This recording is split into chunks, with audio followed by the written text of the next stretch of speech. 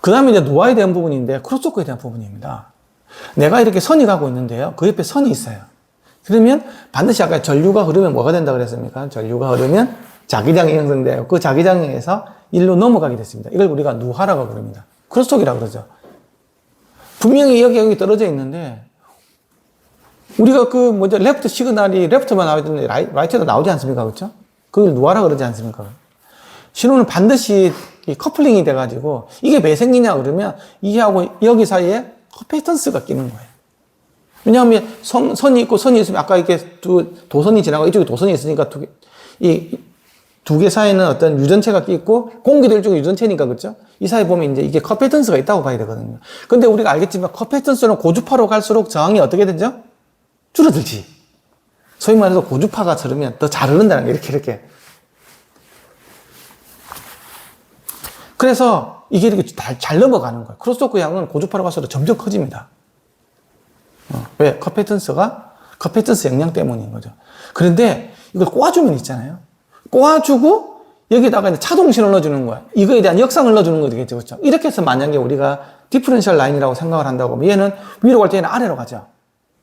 그러면 이게 상이 반대지 않습니까? 그러면 이거는 다이폴이 형성이 돼가지고 소위 말해서 이 둘 사이에 전자기파적인 ANC가 작용해가지고 방사파하고 줄어들겠죠. 그러면 일로 넘어가는 크로스토크 양이 자동으로 줄어듭니다. 그래서 디퍼런셜 케이블이 굉장히 중요한 겁니다. 신호를 한 군데로 보내는 게 아니고 하나를 보내주고 거기다 역상 신호를 두 개를 동시에 보내주고 그것을 꼬아서 보내주면 전자기파 방사도 확 줄어든다는 거지. 그래서 일로 잘 안 넘어갑니다. 그럼 이게 왜 중요합니까? 여러분들 지금 이더넷 케이블 같은 경우에는 이 케이블이 지금 쌍으로 되어 있는 케이블이 네 가닥이 들어가 있죠. 그렇죠? 네 개씩 가지 않아요. 그러면 그 사이에 딱 붙어 있거든요. 일로 다 넘어갑니다, 이게. 다 각기 다른 시간으로 전화해야 되는데 이거 넘어가고 하면 개판 5분 전이 되거든요. 그런 것들을 막아주기 위해서 다 뭐로 쓰냐? 다 트위스트 페어로 해가지고 쫀쫀하게 이렇게 해가지고 가는 거지. 그런 이론적으로 볼 때는 가장 완벽하다는 거지. 이론적으로. 근데 여기서도 얘하고 얘의 양이 같아야 되겠죠. 그렇죠? 그런데 이게 극단적으로 가까이 있으면 얘가 더 크겠죠. 이보다는 좀 멀리 있으니까. 그렇죠? 그래서 실제로 완벽하게 없어지지는 않습니다. 하지만 많은 부분이 줄어든다는 거지. 그래서 쫀쫀하게 많이 꼬아주면 꼬아줄수록 더 좋고, 이 간격이 떨어지면 안 되겠죠. 그렇죠? 그래서 동축 케이블이 제일 좋다는. 동축 케이블은 두 개가 있더라도 제일 완벽한 거지. 이런 아주 고속에서 이런 일이 없기 때문에. 동축이니까, 이거는 평균으로 보면 동축이지만, 한 점 한 점 보면 전혀 동축이 아니잖아. 어떻게 선이 두 개인데 동축이 말이 안 되는 거지. 축이 두 개인 거지. 근데 최대한 붙였어야 했나.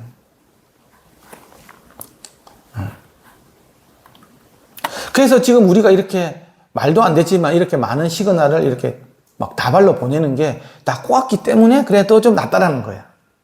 이게 만약에 안 꼬고 선으로 보냈다 그러면 난리도 아니었겠죠. 우리 다 넘어가고 이거 개판 5분 전이었을 거야. 신호 자체가 통신이 안 될 겁니다. 이게 꼬아줬기 때문에 되는데, 이렇게 이제, 그 다음에 이제, 이 차폐선에 대한 부분인데요. 실드에 대한 부분인데, 웹에서 들어오지 않습니까? 근데 이 차폐선이, 이 자기장을 하면, 신호는 하나도 안 들어가고, 여기만 이렇게 친다라는 거지. 그라운드 선만. 외부 노이즈가, 특히 전자기파 노이즈들이.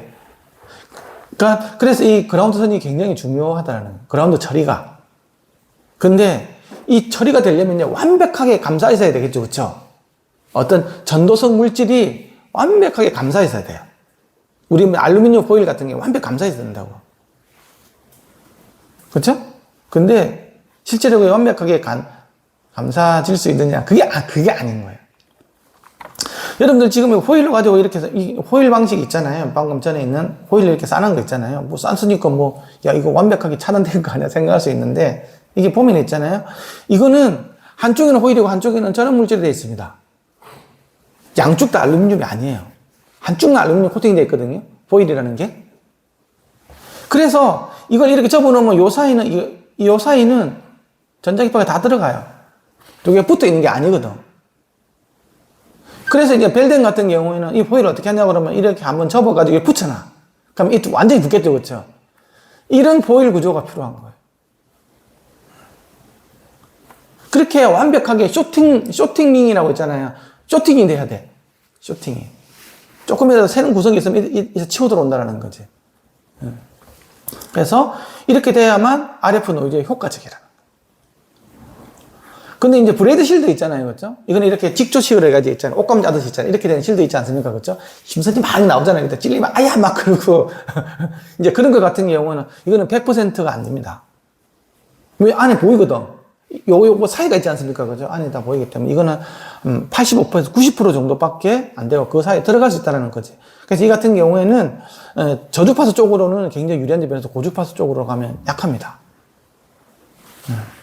대신에 얘 같은 경우에는 이 DC 저항값이 높기 때문에 이게 그 DC 저항이 작아서 어쨌든 이렇게 큰 뭔가가 이렇게 뭐 그라운드 루프 형성돼 가지고 뭐 이렇게 뭐가 들어올 때 같은 게 빨리 이렇게 그 접지로 보내줄 수 있는 이런 능력은 되게 뛰어나죠.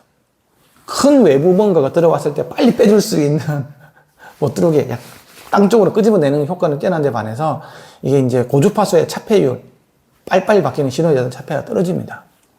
근데 이것도 만약에 이렇게 돼 있다 그러면 이 사이 다 들어오기 때문에 이것도 고주파수는 별로죠. 이런 걸로 된다 그러면 좀 낫겠지. 예, 그런 부분이 있다. 실드가 그런 거다라는 거예요. 그래서 사실은 이게 한 개 가지가 안 되고요. 몇 쪽으로 쓰는 게 좋습니다. 그래서 우리가 이더넷 케이블을 예를 든다고 하면 이거는 그냥 아까 꼬아스 있죠. 그죠? 꼬아스 아무것도 없습니다. 이거는 너무 좀 무책임한 거지. 우리 지금 다 이거 쓰죠? 집에 인터넷 들어오는 거. 그 다음에 조금 좋은 거? 뭐 있냐? 이렇게 돼가지고 있는데 여기다가 포일을 한번 감아주는 거.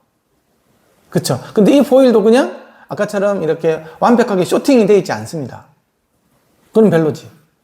세 번째는 이 각각에 대해서 이제 이렇게 돼서 포일을 씌워주고 바깥에는 이렇게 브레이드도 된 실드 한번 써주는 거. 이것도 이제 이렇게 될수록 이제 빡빡해집니다. 무거워지고 비싸지고 케이블이. 네 번째는 이거는 뭐냐고 하면 이제 각각의 선에는 이렇게 이제 그 실딩을 안 해주는데 여기 이제 포일 넣어주고 이게 여기다가 이제 다시 브레이드 넣어주고 해가지고 외부에서 오는 거 이중으로 이제 바깥에 하는. 제일 완벽한 거는 각각도 해주고 바깥에 이중으로 해주면 제일 좋겠죠. 그러면 엄청 뻑뻑해집니다. 성능은 굉장히 우수해지겠지. 그럼 이제 뭐 그 노이즈 유입이 굉장히 적겠죠. 이제 이해가십니까? 그래서 이제 동축 케이블하고 트위스트 페어 케이블인데요. 사실 트위스트 페어도 멀리서 보면 동축처럼 보이잖아. 똘똘 카바라졌으니까, 그치?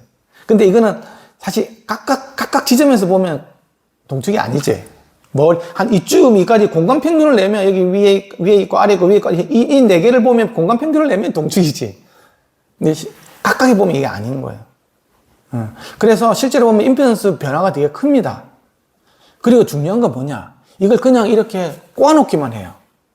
그런데 내가 이렇게 한번 꺾지 않습니까? 꺾어가지고 펌이 있어요. 가운데가 쑥 벌어져 버리죠. 그런 선을 쓰면 안 된다는 거지. 그래서 지금 나와 있는 것 같은 경우에는 이 선 두 개를 아예 본딩을 시킵니다. 공장에서. 본드로 붙여가지고 이렇게 해도 다시 들어. 이제 그렇게 그게 본디드 와이어가 되어 있는 선을 써야 된다는 거지. 그런 거에 반해서 얘 같은 경우에는 완벽하게 이 축하고 얘가 축이 일정하잖아요. 그렇죠? 그리고 이 간격만 문제가 없다고 하면 완벽하겠죠. 그렇죠? 그래서 이 선이 훨씬 더, 동축선이 훨씬 더 이상적이다. 그래서 우리가 쓰는 고속력 시그널 같은 경우에는 이게 절대적으로 우수하다. 장거리 신호 전송에도 우수하고, 대역폭도 넓고, 임피던스 변화도 적고, EMI, 노이즈 유입도 적고, 하지만 비싸다. 그래서 오디오보다 더 고속이 필요한 비디오 시그널 같은 이런 거 많이 쓰죠. 그죠? 이제 그게 이제 그 이유가 있어요. 이해가시죠? 여기까지 안 어렵죠? 다음은 이제 반사 소실인데요. 이제 두 개가 연결되는데, 얘하고 임피던스가 다른 거예요. 그러면 아까처럼 관이 이렇게 가서 좁아진 형태가 생긴다 그랬잖아요. 그러면 튕겨나오겠죠. 그래서 반사가 돼서 실제로 여기서 보면 1이 나와야 될 게 0.5밖에 안 나오는 거지. 그럼 좀 작게 나왔네. 그것만 있는 게 아니고, 그럼 튕겨나간 0.5 때문에 원신호 자체도 또 줄어들어오는 거예요. 왜곡이 돼가지고. 상이 뒤집혀서 가기 때문에. ANC가 돼가지고. 들어오는 시그널을 ANC 처리를 하고 있는 거예요. 그게 그렇게 가고 있는 거예요. 그래서 이제 그런 부분들이 그걸 보는 게 반사 손실이라는 거예요. 리턴 로스라는 건데요. 그래서 이제 분명히 나는 이게 시그널이 뭐 예를 들면 이렇게만 가야 되는데 이 건너가 가지고 있잖아요. 이렇게 돌아오는 이런 시그널이 있다. 왜 임피던스가 안 맞아가지고 이렇게 있는 건데, 근데 여기서 가야 되는데 임피던스 안 맞아 다시 돌아갔어. 다시 돌아가다 보면 또 어떻게 될까요? 이 사이에 또 전기장이 자기장을 향해 또 커플링이 되겠죠. 커피던스가 있으면. 그러면 또 이렇게 돼. 이게 2차 왜곡이 되고 계속 되면 이게 왜곡이 계속 신호가 떨어지는 거예요.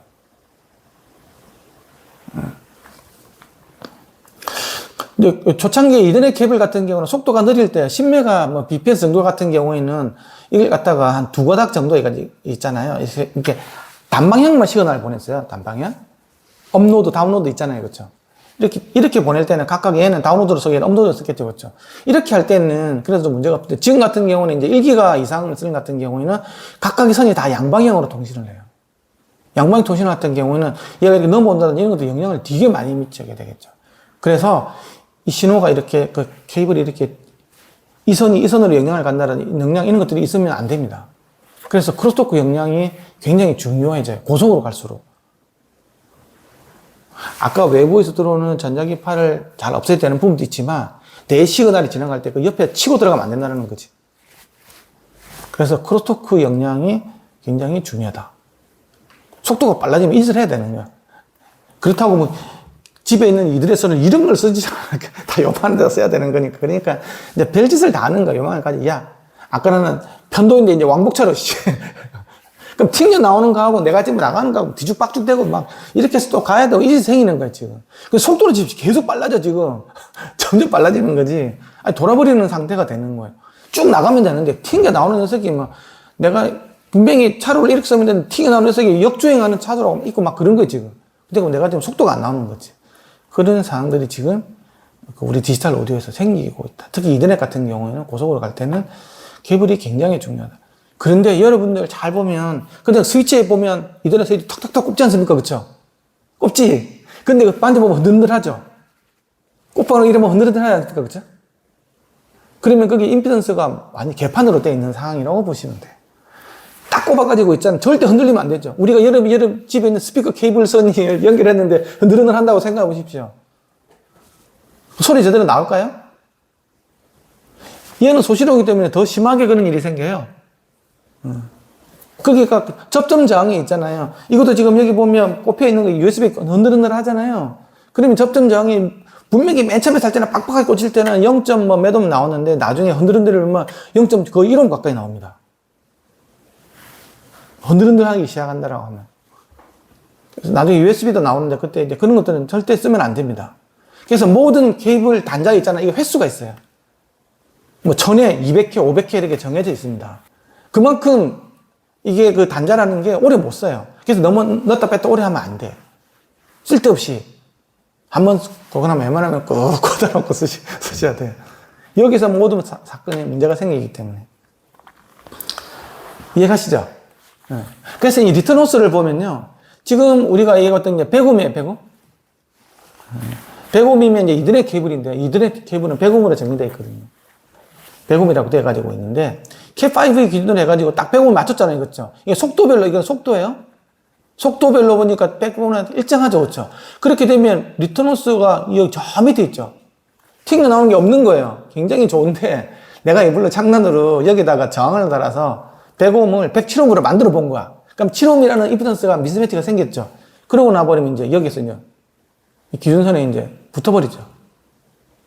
이런 문제가 생기는 거예요. 7옴이면 얼마 안 되지 않습니까? 근데 여러분들이 이게 지금 나중에 케이블 사보면 7옴이 뭐야? 몇십 옴 차이가 납니다. 그렇게 돼버리면 이렇게 깨지기 시작하는 거예요. 그러면 어떻게 돼? 속도가 점점 느리기 시작하는. 공연장에 나가면 어떻게 되느냐? 그러면 이제 끊길 수가 있는 거예요. 띡띡띡띡. 그러다가 선이 극도로 많이 길어진다? 그러면 이제 아예 통신이 안 될 수도 있고. 이제 그런 일들이 벌어지는 거죠. 근데 이거는 뭐냐고 하면, 아까 꼬아주는 거 있잖아요. 이더넷 케이블이 꼬아주는 거 있잖아요. 그게 이제 이렇게 내가 이렇게 막 쓰고 막 돌돌 말다가 펴주고 막 꺾어가지고 쓰고 막 의자 밑으로 이렇게 보내고 막 이런 식으로 해가지고 꺾이지 않습니까? 그래 보면 이제 속도별로 이게 막 편차가 생기는 이런 식으로. 그러면 이렇게 돼요. 엄청나게 반사 손실이 심해져서 이렇게 데이터가 계속 깨지기 시작합니다. 그래서 이 반사 손실이 13dB 밑으로 관리를 안 해주면 있잖아요. 삽입 손실도 있잖아요. 내가 들어가는 시그널도 이제 이렇게 줄렁줄렁 해가지고 이렇게 삽입 손실이 연결되면 커진다는 거지. 그래서 임피던스 매칭이 중요하다. 그거는 여러분들이 꼭 알고 계셔야 돼요. 그럼 나중에 어떻게 해야 됩니까? 그걸 나중에 이제 알려드릴게요. 후반부에 가보면.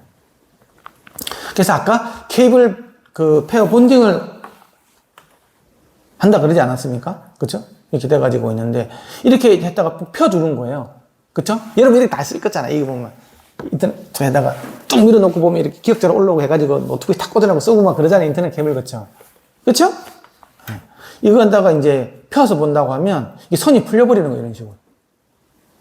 그러면 어떻게 된다? 임피던스가 급격하게 바뀌겠죠. 간격이 아까 바뀌었잖아요, 그쵸? 딱 간격 일정해야 되는데. 이렇게 간격이 유지되어 있어야 되는데. 그래서 뭐가 중요하냐면 이 케이블을 갖다가 일단 본딩을 시키는 거야. D풀 D 마이너스는 본딩을 해가지고 본드로 붙여놓으면 이렇게 하더라도 뭐 괜찮을 거잖아요. 그렇죠? 이게 굉장히 중요합니다. 그래서 여기 보면 이게 지금 꼬아놨는 데 있잖아요. 꼴대도 있잖아요. 내가 어떻게 꼬느냐에 따라서 이게 심선이 의회가 피복인데요. 이 간격이 일정해야 되죠, 그렇죠? 여기는 일정하죠, 그렇죠? 왜냐, 이 두 선이 본딩이 되어 있기 때문에 그래요. 근데 이게 본딩이 안 돼 있으면 여기는 벌어졌다가 여기는 뒤틀려 있다가 또 붙어 있다가 이렇게 돼버리면 임피던스가 아까 출렁출렁하는 임피던스 있었죠? 이렇게 나온다. 이런 케이블들 잘 안 씁니다. 왜냐 그러면 사람들이 디지털 오디오는 완벽해. 디지털 통신이 뭐 완벽하지. 그래서 중국산 막 다 싸구려 쓰거든요. 알리나 테무인에서 막 사가지고 쓴단 말이지. 모르니까. 그런 게 있다라고 아무도 안 가르쳐 주니까. 그런 일이 벌어지는 거예요. 그리고 나는 또 좋은 스피커를 해가지고 녹음하면서 안 들어봤으니까. 그런데 이제 나는 이미 더럽혀진 디지털 소스를 이제 그걸 가지고 믹싱 마스터링 하는데 보내면 이제 그게 무슨 운명이라는 거지. 그렇게 세션맨들 비싸게 돈 주고 내가 개닥질 해가지고 미디 작업 해가지고 막 이렇게 해가지고 보컬 녹음하고 다 해놨는데 선이 더러워서 이렇게 생길 수도 있다는 거예요.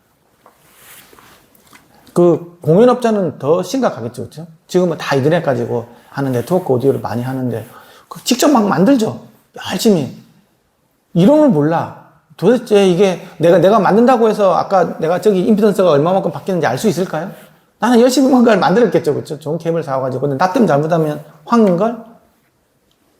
재볼 수 있는 장비가 있어야 돼요. 근데 이런 장비를 누가 갖고 있냐라는 이런 장비는 이들은 케이블이 제대로 돼 있는지. 그리고 그다음에 공연 이제 망치고 녹음 망치고 할 가능성도 있다라는 거지.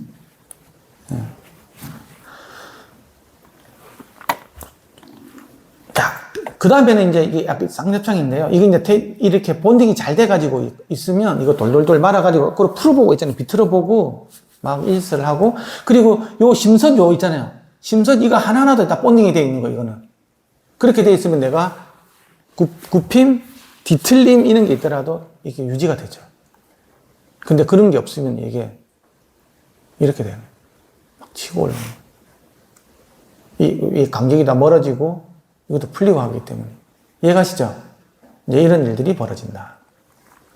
그래서 이게 이제 특히 이제 이거는 연선으로 아까 열었던 거 있잖아요. 이 같은 경우에는 내가 위치에 따라서 어떤 거 같은 경우에는 배치에 따라서 이 같은 경우는 좀 간격이 멀어졌다가 얘 같은 간격이 좁아지고 이러죠, 그렇죠? 그것도 임피던스가 왔다 갔다 하잖아요. 그거에 반해서 강선을 하나가 쓰면 더 좋다라는 거지. 강선을 하나를 쓰면 이 사이 간격이 벌어질 이유가 없겠죠.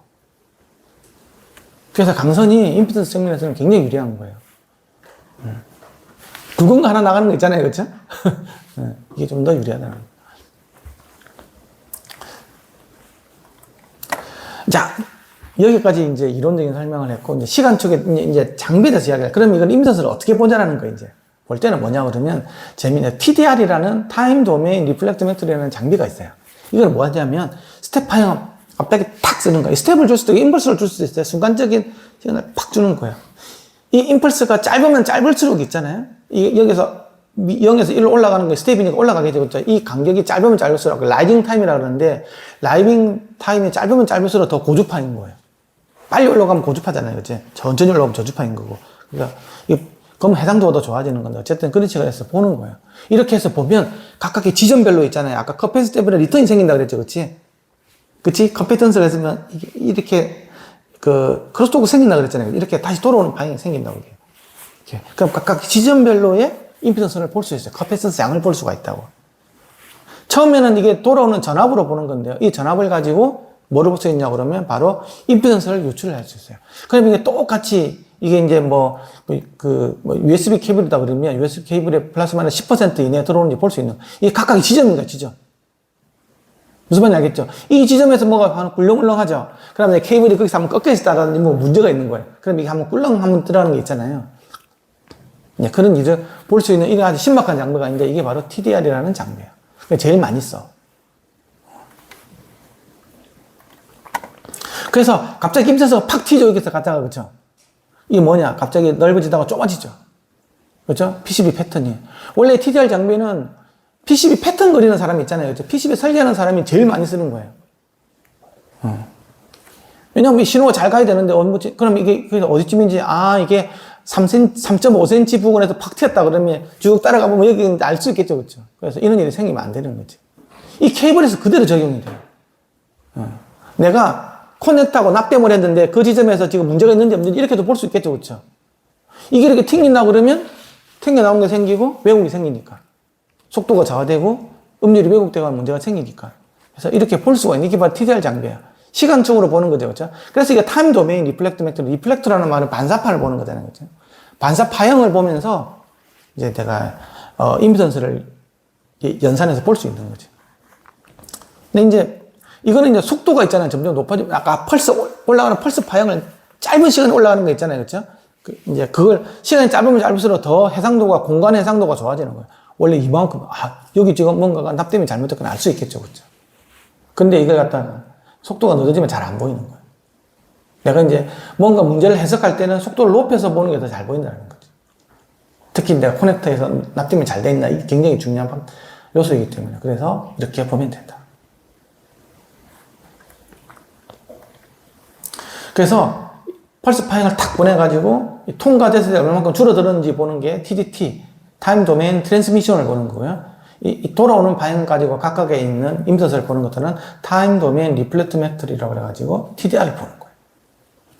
그 다음에는 선이 두 가닥 있을 때는 크로스토크도 볼 수 있겠죠, 그렇죠? 여기다가 일로 나오는 거 있잖아요, 그렇죠? 생긴다 그랬죠, 그렇죠?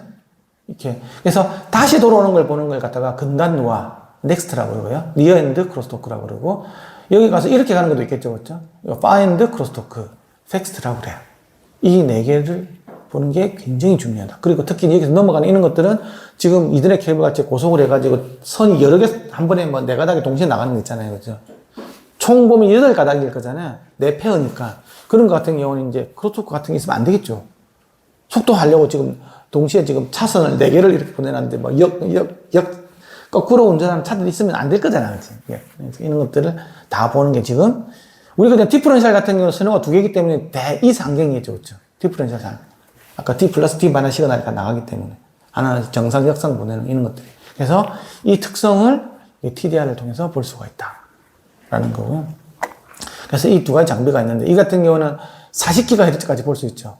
40GHz까지 보니까, 라이징 타임이 8.5피코세컨드예요. 8.5피코, 있어 0에서 1로 올라가는 시간이 8.5피코세컨드. 그 정도가 되면 40GHz까지 볼 수 있는. 지금 웬만한 비디오, HDMI 케이블까지도 분석이 가능하겠지. 그거에 반해서 이제 얘가 장비가 좀 저렴한 것 같은 경우에는 35피코세컨드고, 그러면 한 15기가까지 이렇게 볼 수 있다. 지금 우리 USB 2.0, 3.0 이런 거, 여기 다 포함되겠죠, 그죠? AS-EVO 케이블은 아까 20몇 메가라 그랬잖아. 당연히 다 들어가고. 그래서 이제 이게 공간 해상도 보면 1mm 이내까지 다 볼 수 있는 거예요. 그래서 이렇게 보내주면 내가 납땜하나 1mm 이내에 있잖아요. 뭔가 잘못된 거 있잖아요. 이런 거 다 볼 수 있는 거. 이거는 이제 3mm 정도까지 나오는 거죠. 이렇게 볼 수 있는 장비들이 지금 다 시중에 판매되고 있다. 그래서 이제 USB 3.0 케이블 같은 경우에는 50피코세컨드의 라이징 타임이 있는 펄스파를 쏴라. 이런 것들이 다 정해져 있어요. 그러면 뭐 7.5기가까지 이렇게 하는 거겠죠. 뭐 어쨌든 이런 것들이 다 정해져 가지고 임피던스를 봤을 때 USB 3.0 같은 경우, USB 케이블 같은 경우에는 그 95mm거든요. 그 특성 임피던스를 95에 맞추라고 되어 있어요. 표준에서. 그러면 75에서 105 요 사이에 다 들어가야 된다는 거죠. 그러면 그래도 95에 딱 맞게끔 못 만들 거잖아요. 그렇죠? 마진을 이렇게 플러스 마이너스 뭐 10% 이렇게 줘가지고 이 내에 들어오면 그래도 너는 그래도 이거 쓸 수 있다. USB 표준화 단체에서 쓸 수 있야 되는데 여기에 통과 안 되는 케이블들이 엄청 많다. 우리가 마우스 이런 거 쓰는 이런 케이블 같은 게 통과 안 해도 상관없고 어쩌다 한번 딸깍 하는 거니까 그렇죠. 또 보내고 또 보내고 하면 되는데 그 실시간이 아니기 때문에 조금 늦게 마우스 먹으면 뭐가 어때요? 근데 이걸 가지고 내가 오디오 인터페이스가 녹음을 한다. 그럼 약간 다른 상황이 되는 거예요.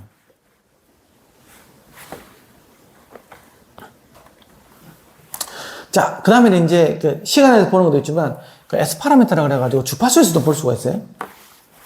주파수에서 보는 것들은 이제 한 파이 넣는 거야. 내가 뭐 1기가 파인도 넣어보고 2기가 파인도 넣어보고 이런 거 있잖아요. 그렇죠?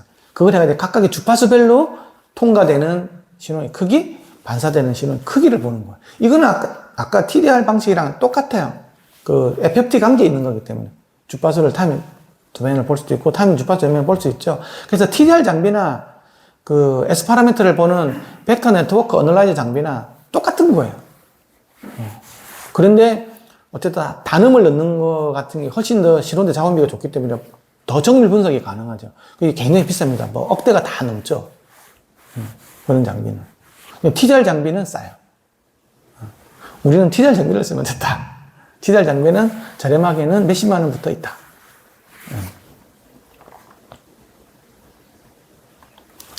그래서 이제 싱글 랜디드를 해가지고 각각의 한 개 신호를 하나만 이렇게 보내는 이런 경우도 있고 우리가 쓰는 것들은 이제 두 개를 해가지고 이렇게 보내면 역상으로 보내는 거 있잖아요. 그렇죠? 우리는 이렇게 다 타동 신호를 쓰잖아요. 밸런스드 캡을 쓰는 거니까. 그래서 우리는 이제 이걸 가지고 실제로 분석을 많이 하죠.